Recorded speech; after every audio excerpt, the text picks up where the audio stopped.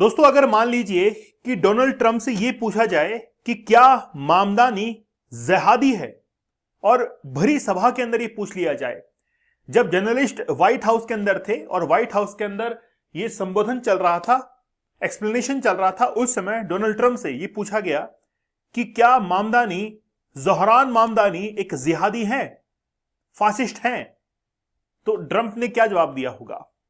फिर ट्रंप से यह भी पूछा गया कि मामदानी ने आपको तानाशाह कहा था, उसका क्या जवाब है।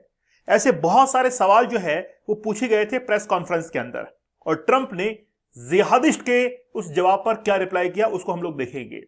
लेकिन मामदानी ने एक बहुत जबरदस्त छाप जो है वो छोड़ दी है। क्यों? क्योंकि एक ऐसा शख्स जिसको कोई जानता नहीं था, वो केवल एक सिंगर था, गाने गाया करता था, रैपर था, लेकिन मेहनत जबरदस्त की, ऑन ग्राउंड मेहनत की और लोगों को प्रभावित किया, इन्फ्लुएंस किया, और तब जाकर वो आज न्यूयॉर्क के मेयर बने हैं। हमारे लिए भी एक मोटिवेशन है कि हम लोग अक्सर उन ग्राउंड्स के ऊपर हार जाते हैं जहां पर हमको जीतना चाहिए, जहां पर हम लोग मेहनत कर सकते हैं। मैं एक छोटी सी सलाह आपको देना चाहूंगा। इस दुनिया के अंदर कोई भी व्यक्ति कितना भी स्मार्ट क्यों ना हो, वो कितना भी ब्रिलियंट माइंड क्यों ना हो, लेकिन वो कंसिस्टेंसी और हार्डवर्क के आगे हार जाता है। क्योंकि हो सकता है कि जो स्मार्ट वर्क कर रहा हो उसके अंदर वो फुर्ती ना हो, वो किसी एडिक्शन के अंदर हो, वो गलत लोगों के साथ में उठता बैठता हो, लेकिन जो व्यक्ति, जो इंसान अपने जीवन के अंदर कंसिस्टेंट रहता है और हार्ड वर्क करता है, उसको कोई हरा नहीं पाएगा। मुश्किल है उसको हराना, चाहे वो स्मार्ट ना हो, लेकिन वो मेहनत से स्मार्ट बन जाता है, वो अपने जीवन के अनुभव से सीखता है। ये जो मैंने आप लोगों को बात कही है, ये मामदानी के लिए बहुत जबरदस्त सटीक बैठती है। न्यूयॉर्क की सड़कों पर आकर इन्होंने जिस तरीके से ऑन ग्राउंड काम किया वो बड़ा जबरदस्त था, वो तारीफ काबिल था। जिस समय लोग जानते भी नहीं थे और ये कहते थे कि यार ये व्यक्ति न्यूयॉर्क के मेयर का इलेक्शन जीत पाएगा, पॉसिबल नहीं था। और उसी समय ट्रंप ने ये कह दिया था कि ये तो फासिस्ट है। उसका भी जवाब मामदानी दिया है। और देखिए, सड़क से व्हाइट हाउस का सफर बड़ा जबरदस्त रहा है। एक व्यक्ति जो कि सिंगर था, रैपर था, इस तरीके से कपड़े पहना करता था, आज देखिए आप, बिल्कुल बदल चुका है। इसीलिए समय बड़ा बलवान होता है, हमेशा समय की कद्र हमको करनी चाहिए। ठीक है, एक प्रेस कॉन्फ्रेंस जो है वो कंडक्ट करवाई गई और डोनाल्ड ट्रंप ने सभी का जवाब दिया। और ट्रंप साहब हैं ही जवाब देने के अंदर माहिर। इनसे सीज फायर के ऊपर बात करवा लीजिए, टैरिफ के ऊपर बात करवा लीजिए, इमिग्रेंट्स के ऊपर बात करवा लीजिए, बड़ा अच्छे से जवाब देते हैं, खुलकर जवाब देते हैं। चाहे वो फिर वो पॉजिटिव हो या नेगेटिव हो, सोचकर दिया गया हो या बिना सोचे दिया गया हो, समझदारी से दिया गया हो या बेवकूफी से दिया गया हो, लेकिन बयान तो अपना रखते हैं। ठीक है, चलिए, रिसेंटली क्या हुआ कि न्यूयॉर्क के जो मेयर बने हैं ज़ोहरान मामदानी, उन्होंने विक्ट्री हासिल की थी न्यूयॉर्क से और न्यूयॉर्क के वो मेयर बने थे।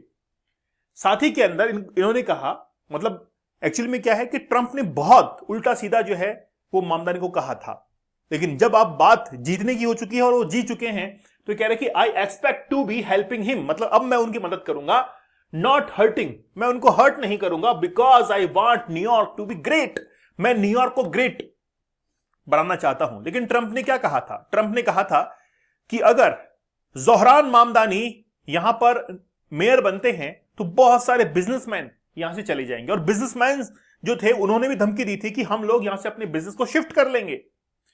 साथ ही में ट्रंप ने यह भी कहा कि मैं जो इन्वेस्टमेंट यहां पर करता हूं न्यूयॉर्क के अंदर, वो इन्वेस्टमेंट मैं कम कर दूंगा, उतना इन्वेस्टमेंट नहीं हो पाएगा।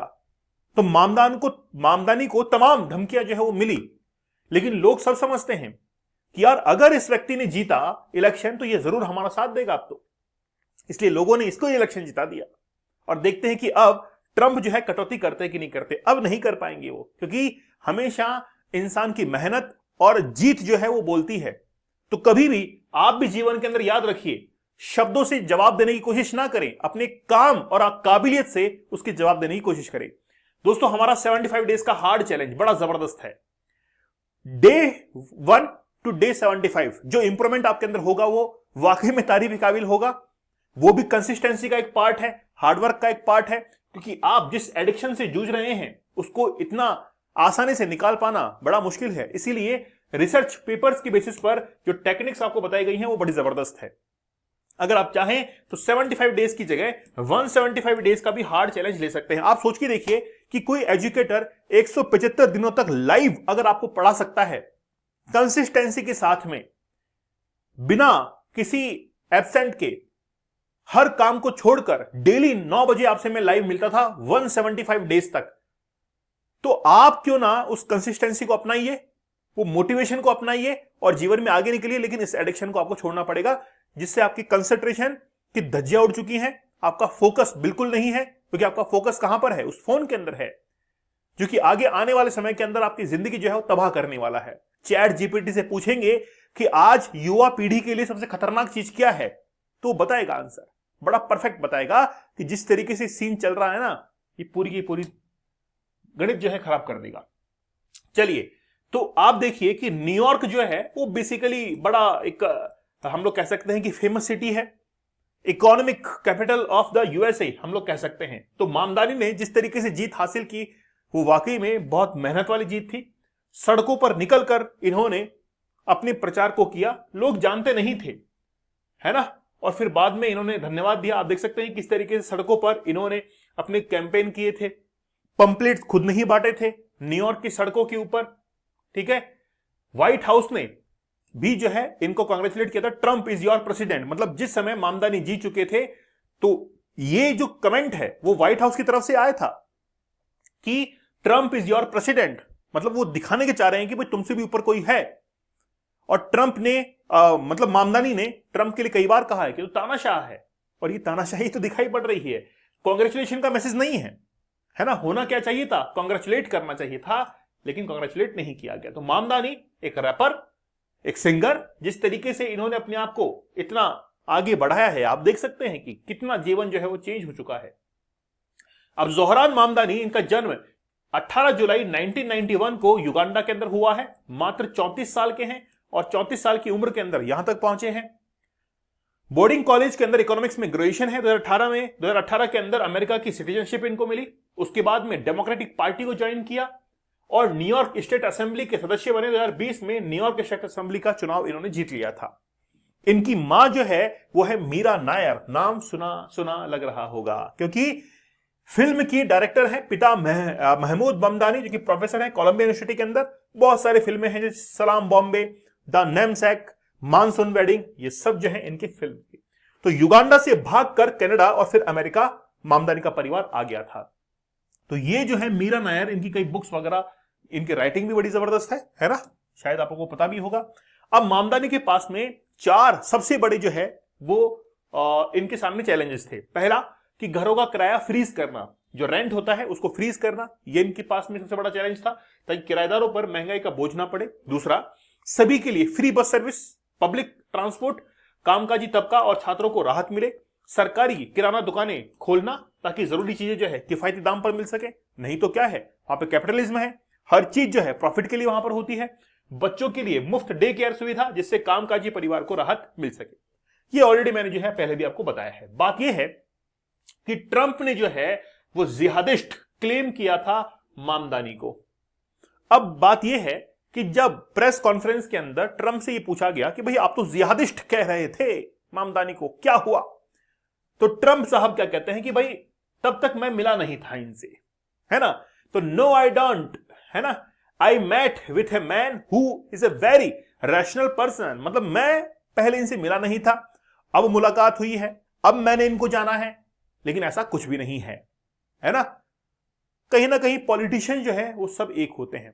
लेकिन मेरी पर्सनल राय क्या है मैं आपको बताता हूं कि जितने भी पॉलिटिशियंस आप देख लीजिए, इंडिया में हो चाहे किसी भी देश के हो, चाहे वो यूएसए के हो, हर देश के अंदर पॉलिटिशियंस सब एक ही होते हैं। मतलब ये मान के चलिए कि वो पार्टी वाइज तो अलग होते हैं, लेकिन वो अंदरूनी तौर पर एक ही होते हैं।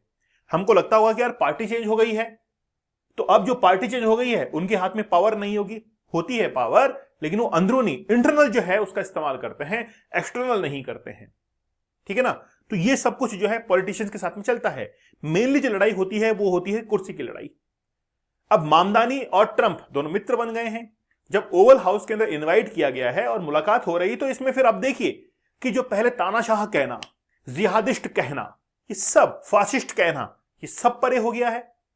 तो पॉलिटिक्स के अंदर वही इंसान जीत सकता है जो कि भरे चौराहे के ऊपर अपने आप को जो है,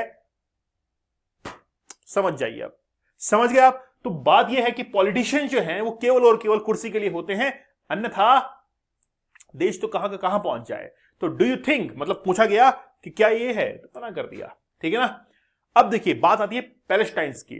तो pro Palestinian mayor in New York, मतलब न्यूयॉर्क को चेंज कर दिया, ज्यूइस्ट के साथ में न्यूयॉर्क कर दिया, ठीक है, New York Mamdani. I have spoken about the Israeli government committing genocide and और देखिए अब एक्चुअली में क्या है, एक सवाल और था इनके साथ में, ये तो है ही है, पैलेस्टाइन का तो था ही था।